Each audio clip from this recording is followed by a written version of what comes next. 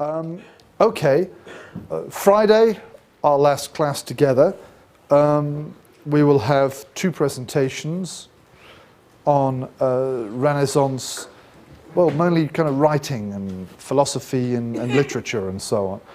It's not the plague, is it? During the presentation, I was doing, you're always getting paranoid about things. Are you okay? Have some water or something, Maria, please.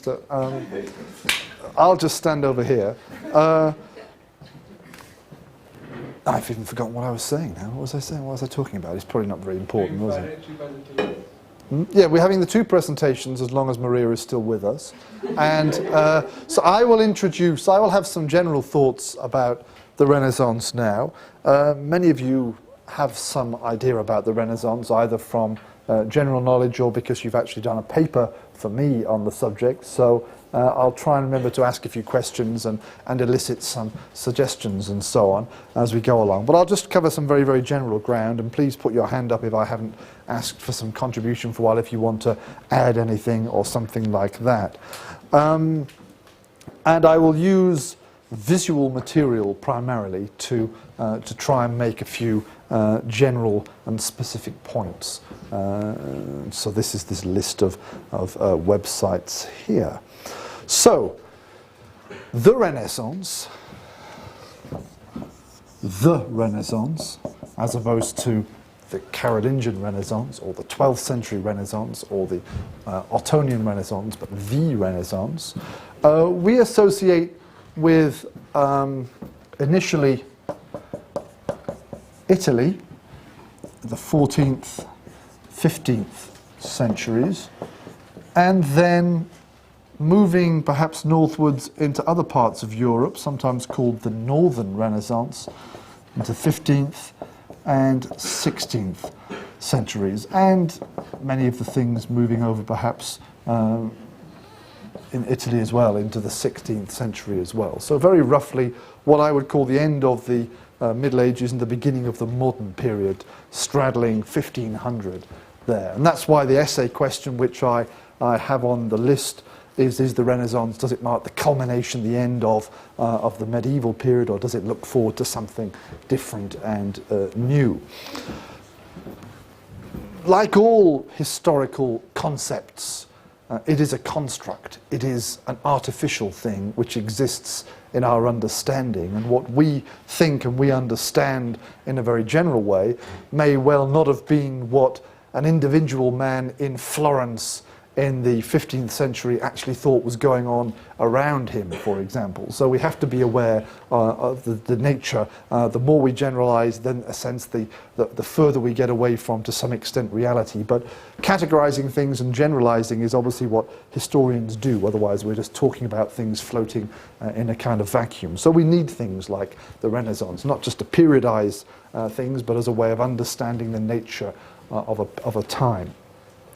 The Renaissance that we're talking about here, we see as an intellectual and, we could say, artistic movement or series of movements, which are characterized by a number of perhaps different features, and we'll talk very generally in this class about these features.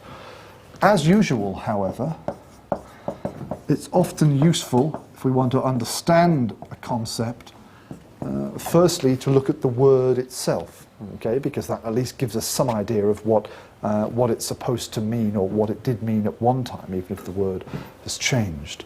So a simple question: what does Renaissance, what does it mean? Rebirth. Rebirth, okay. And not in the kind of sense that, I don't know, some religious movement, some religions believe in reincarnation or something like that, but maybe not too far different. We have the prefix re, which means coming again. Something is done again. Something is repeated, for example. In this case, born again. So in that sense, the Renaissance is looking back at something else and saying it's come back, it's returned, it's born again or something. So it's not actually necessarily something which is new. It's something which is old, but is being cast in a new way, in a new context, something like that. Okay, so that's a very important point, because if we're thinking of Renaissance as somehow something modern and new, then we're using the wrong word, because Renaissance, if that's the correct term, implies something which is being re-established or found again from the past. So what, in this sense, and there are other ways of defining the Renaissance that we'll come across in a minute, what in this sense is the thing or things which is being reborn? What was the thing that was being rediscovered or found again or looked at again? What is the old thing? Classic culture, but particularly Greek. Well, maybe Roman in the sense, but a bit of, but yes, classical antiquity, the culture, the ideas, the language of the ancient world, the Greeks, and I would say perhaps even more important, the Romans in a sense. Okay, remember, we are in Italy, and we'll come back to that point in a minute. Okay, but then Roman culture was derived from, was based upon Greek culture, so we're not going to be splitting hairs over this one in a sense. But classical culture, Greek and Roman culture, okay, which in an intellectual and to some extent artistic sense is seen as being re-established. It was in Italy during the Renaissance that, in a way, I got my job, because it was the Middle Ages were invented as a concept during the Renaissance. Okay, we have people like Petrarch or Boccaccio and all the people that we're going to be hearing about on Friday in detail, thinking that they are in somehow very cultured and clever, and wanting to distance themselves from the culture of contemporary and recent Northern Europe, in a sense, which we would call the late Middle Ages. Okay, and they looked back to their own heritage, that's why I stress Rome again, to ancient Italy under the Romans, and they said that's what we want to be like. Okay, somehow after the decline of the Roman Empire, after the fall of the Roman Empire, things became dark. The concept of the Dark Ages, which again we're very familiar with today, was kind of invented then. So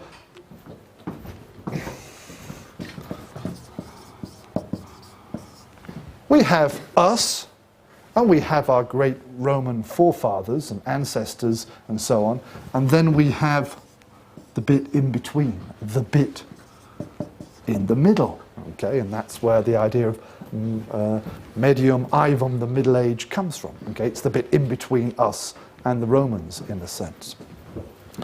So this is important for us both in the sense of the Renaissance, but also, as I said, in the sense of developing the concept of the Middle Ages, which again is a construct, okay? And we've been looking at that construct for the past 15 weeks together.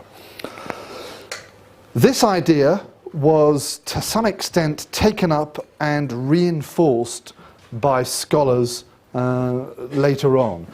In the 19th century, a number of writers, but perhaps most famously, I can't remember if we have to put a C in there or not, but Jakob Burckhardt, which actually we have his book here, and Maria has been consulting his book there, and yes, we do in fact have a C there before the K. He, perhaps more than anyone else, is kind of the father of the modern idea of the Renaissance. He invented that concept in a way, or at least kind of brought it all together in his writings. And obviously, as someone from Europe in the 19th century, he was a great believer, for example, in progress. That was one of the big concepts of late 18th and 19th century, that the Europeans in particular are the ones who are leading the progress in the world. And so this affects the way he sees the past. Okay, we have a progression, we have an improvement. The Middle Ages is something to some extent culturally, intellectually negative or whatever, and the Renaissance marks the progression, the move forward. So this idea of seeing the Renaissance as a sort of modernizing and positive thing compared to what was going on before is partly a result of what people in Italy at that time were kind of doing, but also a product of kind of 19th century positivist scholarship in that way. As well. So it's not to say that we can't talk about the Renaissance. And I wonder in advance, you may even talk about the Renaissance again next semester with my colleague Caddock, and he will probably say some very, very different things, a different perspective. He'll probably even say it doesn't exist or something. He tends to do that. But which makes a very quick class. Okay, thank you very much. We'll go away now. But but obviously, you know, for historians, we need to think about these things. We need to think about what we understand by them ourselves as well. Why Italy? Well, anyone got any ideas? Why the Renaissance at least took its origin in Italy? Ravel? Because it was divided into smaller Italian states, it was able to create more of a merchant economy faster than other states, which led to the financing of like artistic works, and then also led to the widening of the political discourse at the time because rich merchant class could develop. Right, okay, yeah, we've got political and kind of socio-economic factors are often given. The development of these focused, but still quite large, in some cases, powerful city-states, and some of them more important for the Renaissance than others, of course, as we shall maybe mention later on.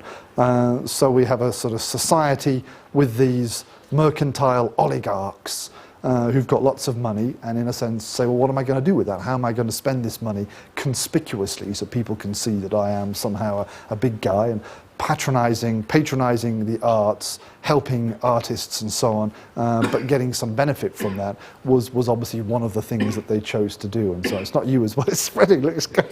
That's definitely. Selma, did you want to add anything to that? You put your hand up. I chose Ravel, but I...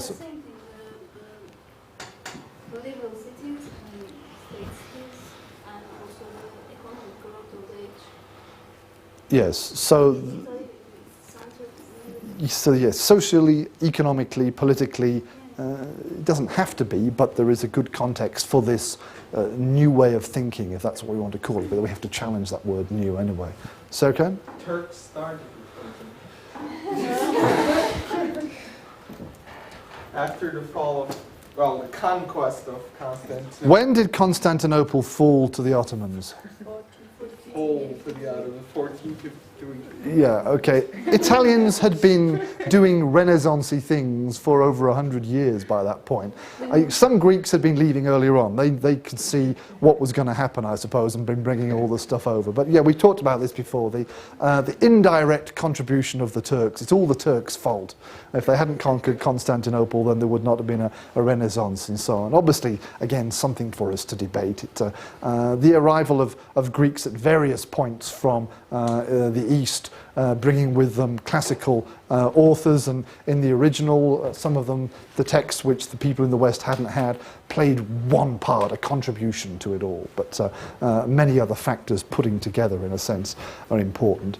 Italy, again, important physically, because, as I said, if the Renaissance is seen primarily as this rebirth of classical culture, then where do you see classical Roman architecture and good examples of Roman sculpture more? Well, a lot of it existed in Italy, okay, in Rome and in other parts of Italy. So physically, what they were hoping to copy existed around them a lot more there than it did in northern Scotland, for example. You're not going to get the Renaissance beginning in Scotland if we define it in these terms.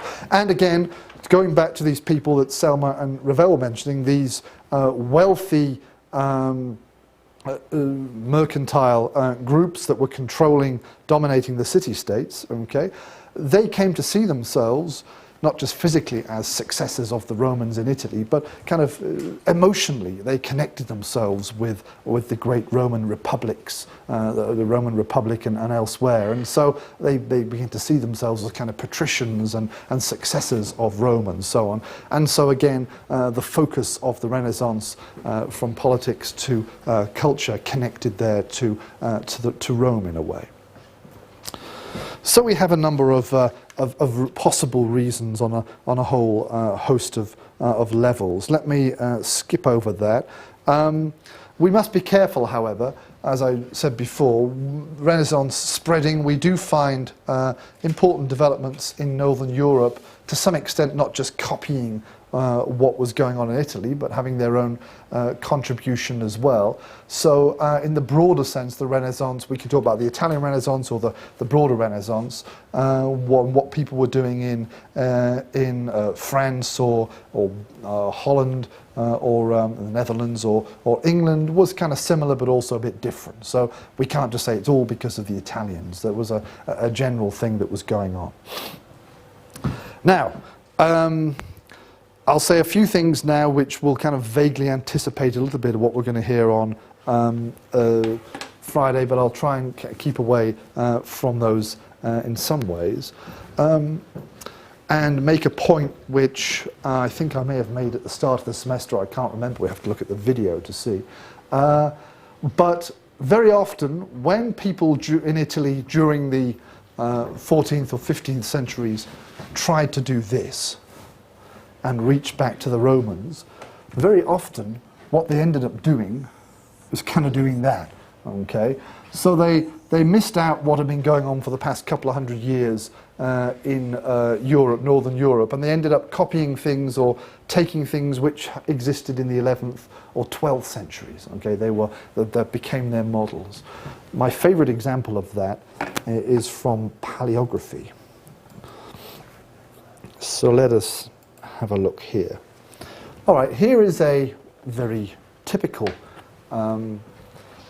late medieval Northern European, probably from France, I'm not so sure, but yeah, it's written in French, isn't it? Example of what we call Gothic black letter, okay, script. And it's the kind of one that ends up as the font for kind of doing medieval things. It's probably even on the syllabus I used a similar one, okay?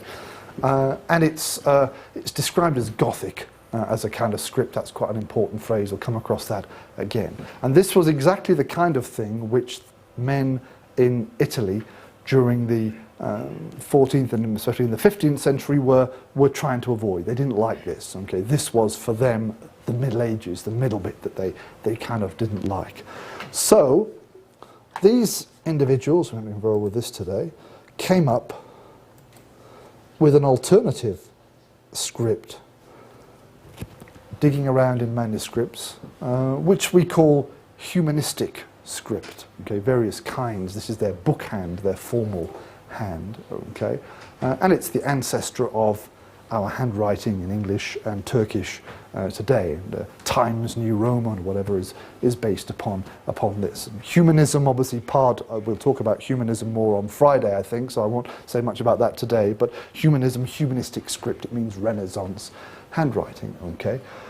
Now, the irony is that the humanistic script used here towards the end of the 15th century, you can see in Italy, was not based upon a Roman handwriting at all.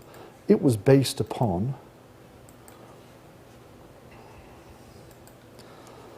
Caroline minuscule, which was the big one of the big products of the Carolingian Renaissance, okay, maybe under the at least encouragement of Charlemagne and his English friend Alcuin or whatever. Exactly the origins of it are debated, but I mentioned to you many weeks ago how in the early part of the Carolingian period, different monasteries had very different scripts and hands, often very nasty ones, and then gradually this became the standard that everyone used from the royal court, but also in various monasteries and so on.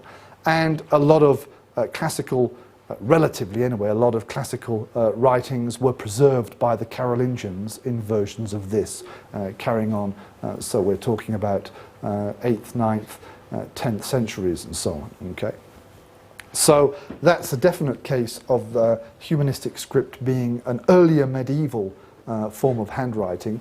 They didn't use, okay, this is called rustic capitals. This is an example of Roman handwriting, but they didn't use proper, correct Roman scripts. They used an earlier medieval script as the basis for what they were trying to do.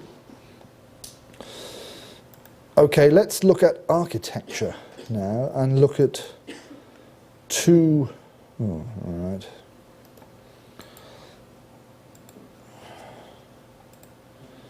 All right, two examples of Gothic architecture.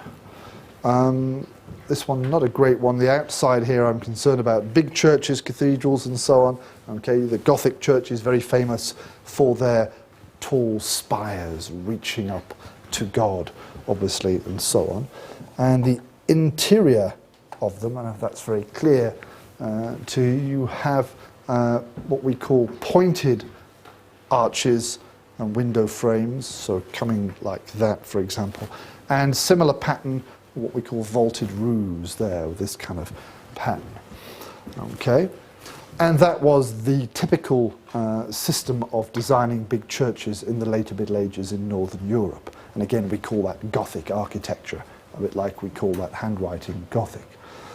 And that's exactly the kind of thing that these refined men in Italy didn't want. They didn't want these kinds of churches. What they came up with as an alternative is the following. Let's have a look at three. I think we've got three here.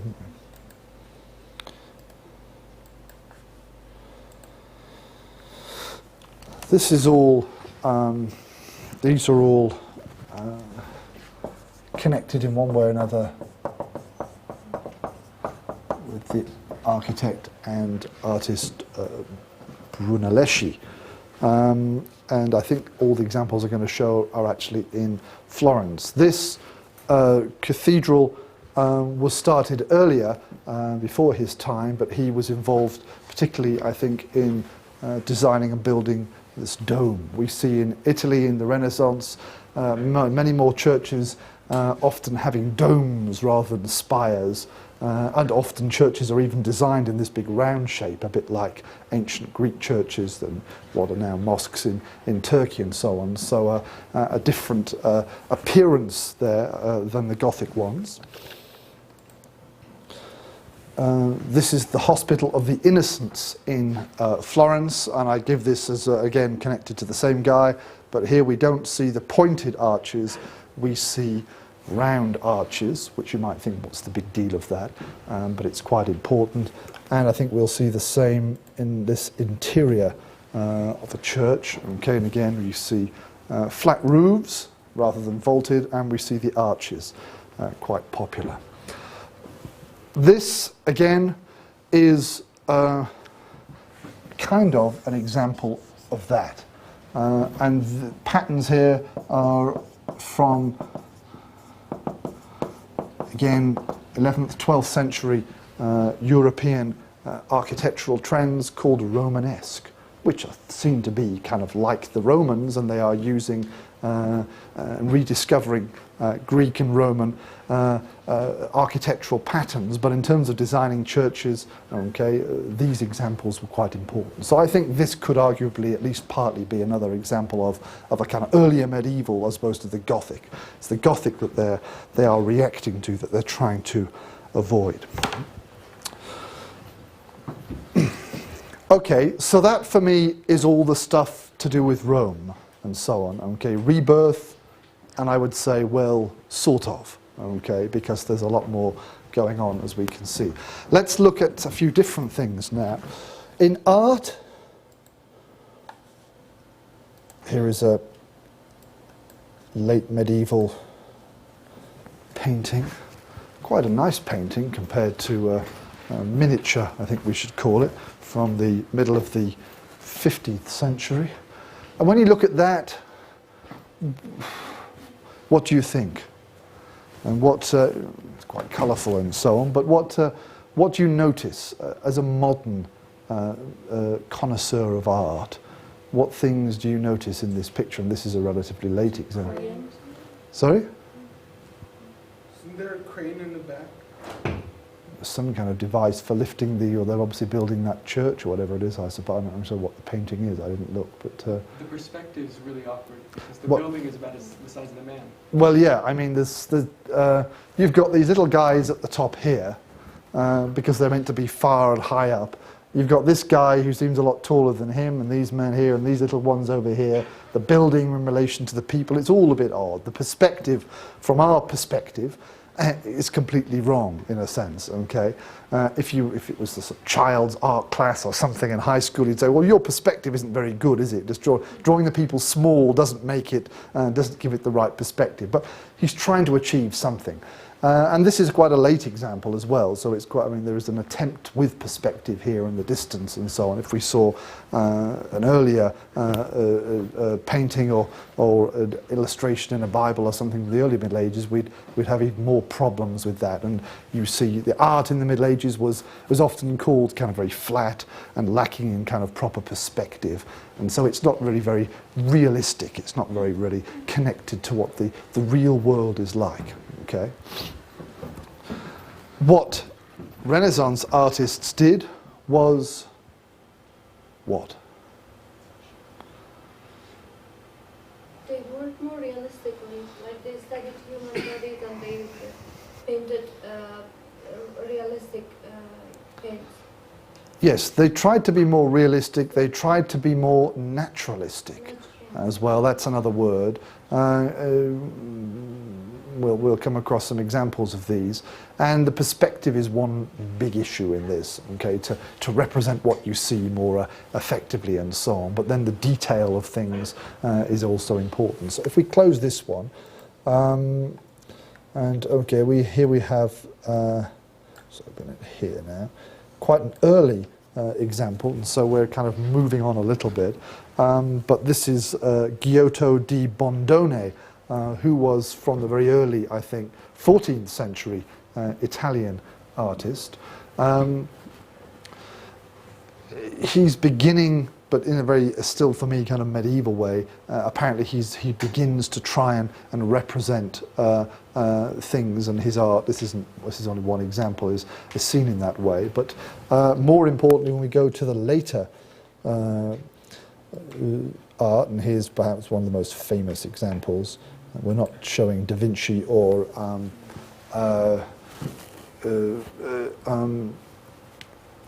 anyone else, but for me, I think the most best example is Raphael's The School of Athens, which is what we have here, because it's a great example of perspective, taking you in, centering you into the picture, and so on, with the vault up here, and then the various levels of people and carrying on in the back there, and so on. Of course, nice rounded arches and so on in a nice classical or Romanesque way, whatever you want, and obviously the human bodies, the figures, a lot more realistic, and the distance between people at the front, you feel it's like a photograph or something like that. Okay, so this is something which the Romans didn't have. Roman painting was very similar to the kind of things that people were doing in the early and central Middle Ages. Okay, so here we're not talking about leaping back and reviving the great painting traditions of the Romans. This is something new. Okay, so previously we're looking at reviving things that were older, whether Roman or otherwise. Here we're definitely talking about new developments, okay? But even looking there at that very late medieval Northern European painting with the little men and so on, they're trying, it's just they're failing to do it, okay? Little men on top is meant to be far away and high up and so on, whereas it's achieved fully in something like this. Okay, quickly moving on to very famous painting, Jan van Eyck. I don't know if I pronounce it correctly. I think the surname is spelt in various ways. Who was this is from 15th century, so around about 1430. I'm not sure exactly of the date. Okay, very few seen this picture before, I presume. Elif? I think now I remember that in some of the pictures, did you notice the mirror on there, if I'm right?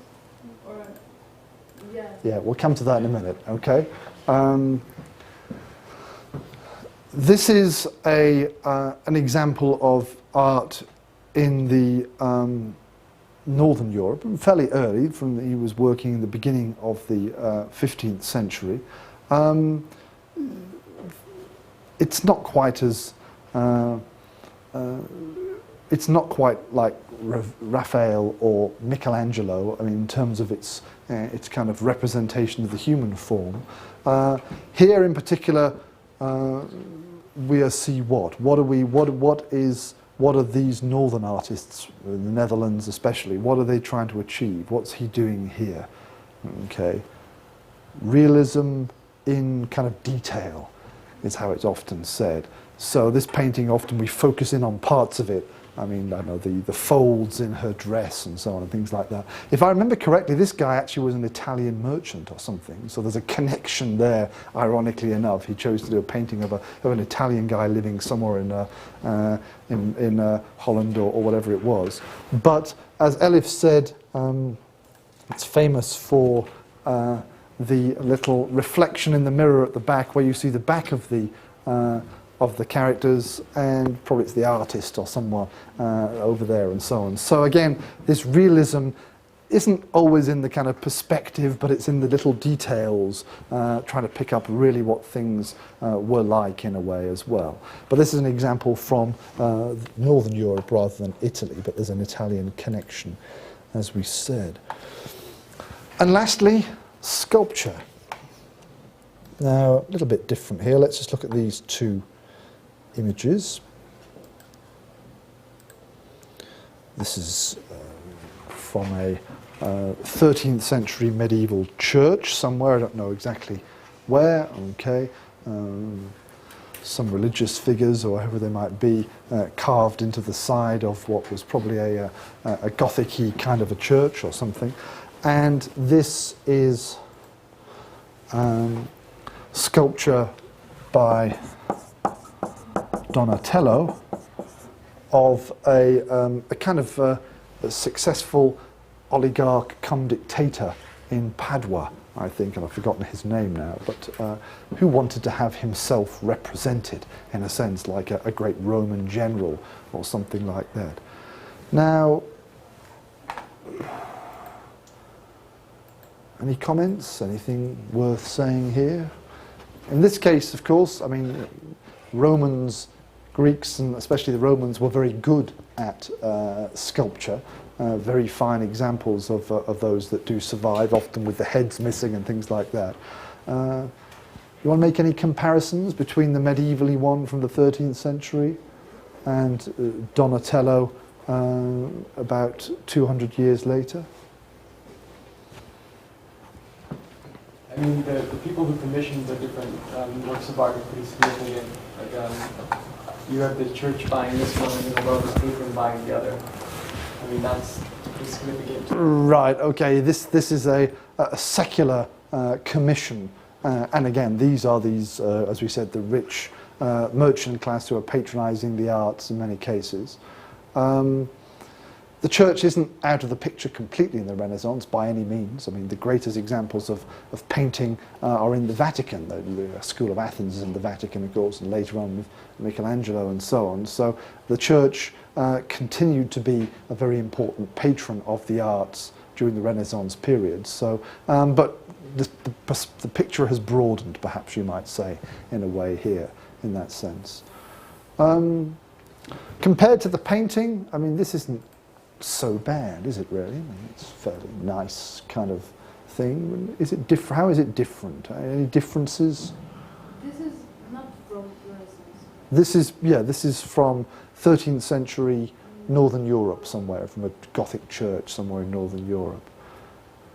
So I'm just contrasting them there. And I don't even know what the answer is, but I mean, you've got very bad sculpture from the Middle Ages, but you've also got some very good sculpture adorning churches from the late Middle Ages as well. Didn't they have a really hard time making, in the Middle Ages and in the Roman period even, making any figures that were doing anything other than just kind of standing straight? Like in like almost in a like a very straight military type pose? Yeah, probably the techniques they had, and then therefore what they could achieve were very different. So yes, you don't usually see people with their arms up in the air, because the arm would probably fall off. It's all sort of stuck there, and it's carved out of the stone or whatever it might be. Whereas the techniques used by Donatello and others, very different, okay, casting things in stone or whatever, and what they can achieve was a lot more realistic in a way as well. So it's a technical thing there, I suspect. So for each of these categories that we've been looking at, okay, we see different things. We see the desire to revive Roman things, which was going on. They wanted to write better Latin and rather than the debased, corrupt Latin of the Middle Ages, they wanted to be able to write the Latin of Caesar and Cicero and so on. They also wanted to reach back to the Romans in other ways, but they ended up in the Middle Ages, as I've been arguing. Okay, so this is backward-looking thing. There are new developments, as we saw in painting, but a kind of gradual thing, building up on what people were beginning more and more to do, but the breakthrough with realism, naturalism, perspective, okay, changing things a lot. This is something new. This is not a renaissance. This is, in a way, something new. But in the sphere of for example, sculpture, okay, we can see Roman samples, but we can see a kind of, maybe a development through the Middle Ages as techniques were slowly getting better as well. So we can see a number of things there. Was it you who said that the Renaissance kind of killed the development of Latin and like made it a dead language? Because I had heard somewhere that it was developing, it was still like developing and accumulating more words before the Renaissance, but then during the Renaissance you had this desire to kind of like preserve it in its classical form.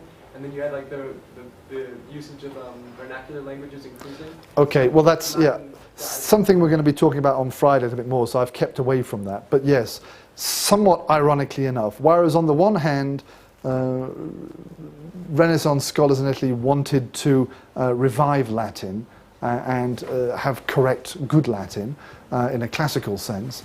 On the other hand, we also, when we talk about literature in the Renaissance, this is what Maria is going to be talking about, so I don't want to say too much, we do have the emergence more and more of vernacular literatures in a way that we had been seeing very slowly in many parts of the Middle Ages, some places more than others. So these two things are both parallel, but in theory kind of opposing, because now this kind of living literature can be done in your own language. Okay, including during the later Middle Ages, we see the translation of the Bible more and more into vernaculars so that you can preach directly to people. So you get communication in a literary way through vernaculars more and more. On the other hand, you're supposed to be getting good Latin. So it could be argued that these two movements in parallel, whether it's the Renaissance or just they happen to be happening at that time, kind of solidified Latin in a way. In the Middle Ages, of course, Latin was not just a written language, but in many parts of the church, they spoke and communicated with each other in forms of Latin. But the Latin that they used in England was a little bit different from the Latin that was used in Spain, and so on, and things like that. So, yes, there's something to be said for that, I think. Any other comments? Any other points here? Okay, let's finish there then for today. Thank you very much, again, Bora, for your presentation. Friday, we will have two presentations. I've tried to keep away from the literature and the writing side because I want us to focus on those together on Friday. And if I remember, and if I have time, we may have 2 minutes of the guitar. I'll have to make sure it's in tune and things like that. Okay, see you all on Friday.